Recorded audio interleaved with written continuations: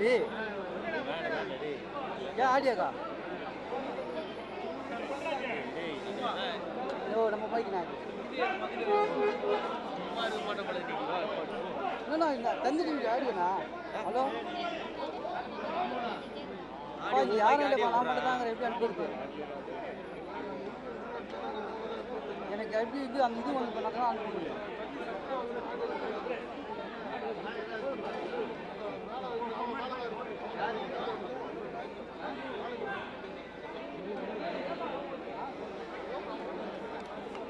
ஆசிரியராக பேராசிரியராக இருந்தார் என்பதில் எந்த மாற்று கருத்தும் இல்லை.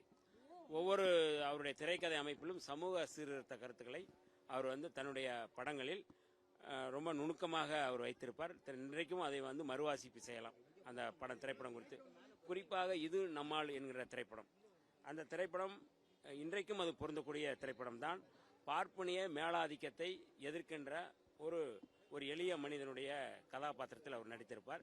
அப்படிப்பட்ட ஒரு திரைப்படம் இன்றைக்கு எடுக்க முடியுமா என்கின்ற வகையில் அன்றைக்கே அவர் ஒரு புரட்சிகரமான திரைப்படத்தை எடுத்தவர். கூடுதலாக அந்த படத்தை மரியாதைக்குரிய எழுத்தாளர் பாலகுமாரன் அவர்களை வைத்தே அந்த படத்தை எடுத்திருப்பது என்பது அவருடைய நுட்பமான அரசியலை தான் நாம் சொல்ல வேண்டும்.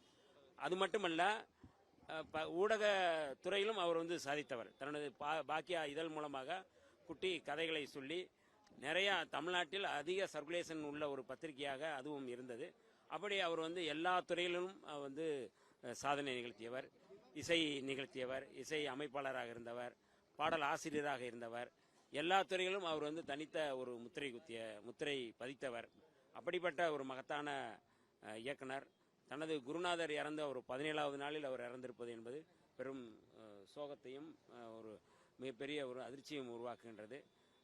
தமிழ் திரையுலகில் மட்டுமல்ல, இந்திய திரையுலகுக்கு வழிகாட்டியாக திரைக்கதையில் அவர் முன்னோடியாக இருப்பவர்.